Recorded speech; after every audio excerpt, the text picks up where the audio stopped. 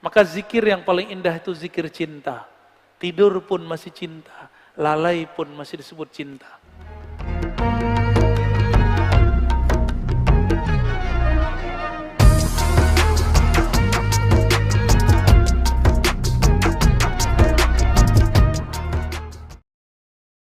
Pertanyaan saya cuma sedikit. Bagaimana padahal kita udah merasa kenal Allah, udah merasa kenal zat Allah, udah merasa kenal nurnya Muhammad, tapi hati kita masih ada kegalauan, kegelisahan. Apa obat-obatnya ini, Bu ya? Kita bukan merasa kita udah merasa kenal, tapi karena belajarnya salah ini, Bu ya, tapi masih ada kegalauan. Baik. Itu bagaimana caranya, Bu ya? Makasih. Assalamualaikum warahmatullahi wabarakatuh. Assalamualaikum. Pertama persoalannya karena merasa kenal. Karena Sayyidina Abu Bakar mengatakan al-ma'rifah. Ma'rifat itu adalah al-ajzu anil idrak. Engkau mengaku tidak sanggup mengenal Allah. Itulah pengenalan sebenarnya. Disempurnakan oleh Sayyidina Ali. Araftu Rabbi bi Rabbi. Aku kenal Allah karena Allah yang mengenalkan aku kepadaku. Jadi sebenarnya kenal Allah itu Allah juga, kita enggak. Satu ya. Yang kedua, kok semakin belajar ma'rifat ada kegalauan. Ma'rifatullah itu santapannya ruh. Antum udah ngasih santapan ruh tapi kolbunya nggak diisi. Jomplang. Ruh itu isinya ma'rifat, ngaji, ilmu. Sedangkan kolbu maunya zikir, praktek, amal, riyadhah, mujahadah. Maka mujahadahnya dikencengin. Biar kolbunya bisa mengimbangi ruhnya. Itu dua. Terus kita punya sisi lain namanya nafsiyah, jiwa. Jiwa kita harus dilatih juga supaya ngikutin kolbu. Maka makannya dikurangin, karbonya dikurangin. Kalau antum nggak bisa ngurangin, oke. Mengurangi makan namanya bab sabar. Sekarang antum nggak bisa kurang, ambil bab satu lagi, syukur. At-ta'imus syakir kas-sa'imis sabir. Hadisnya sahih. Orang yang tidak sanggup beramal thariqat sabar, ngurangin makan minum, ya udah sekarang antum thariqatnya syukur. Makan, minum, dan syukuri itu. Itu sama. Kata kasaimis sabir. Pilih mana?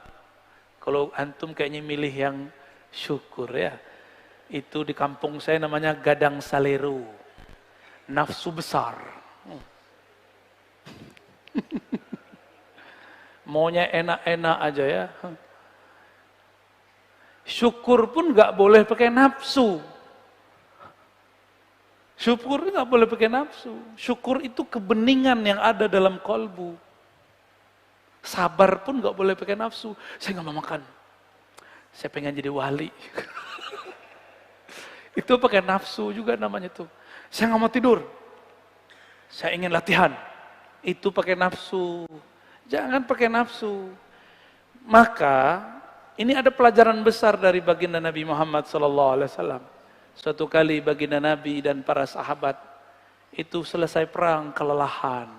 Sampai di satu negeri, Nabi mengatakan kepada Bilal, "Hai Bilal, ente jaga." Hadis Bukhari.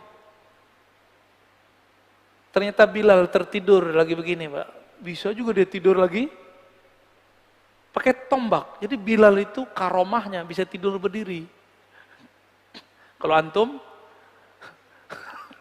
udah tahu dah. Nabi bangun, matahari sudah terbit, kira-kira sudah jam 7. Subuh belum sholat Nabi. Nabi belum sholat subuh, bayangkan jam 7. Ini kawan kita bangun jam 7, dia nggak mau sholat subuh lagi. Nggak usah. Maksiat sekalian.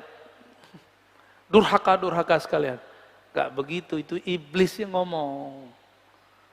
Kalau kolbu yang ngomong, kalau salah, mundur, perbaiki. Kalau sudah kelewat, kita kemudian perbaiki. Nabi kemudian mengatakan, Bilal azan, langsung qomat. Langsung mereka sholat subuh.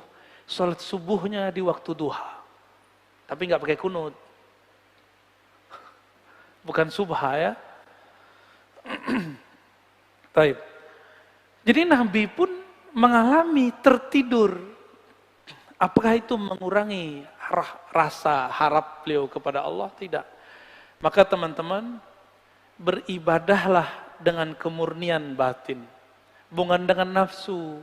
Ini giliran bangun tahajud, harapannya kuat.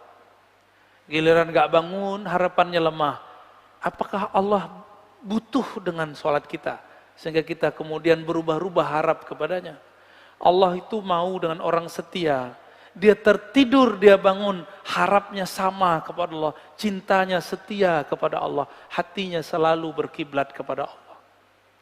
Antum sekarang taat. Seandainya habis ini maksiat, terjebak maksiat, masih setia nggak dengan Allah? Masih kembali nggak kepada Allah? Kembali kepada Allah, segera kembali. Harapan tidak boleh berkurang. Harapan tidak boleh. Jadi orang yang cintanya kuat kepada Allah, dia percaya kepada Allah baik dalam apapun. Maka zikir yang paling indah itu zikir cinta. Tidur pun masih cinta, lalai pun masih disebut cinta. Zikrul muhibbin. Zikirnya para pecinta Allah Subhanahu wa ta'ala.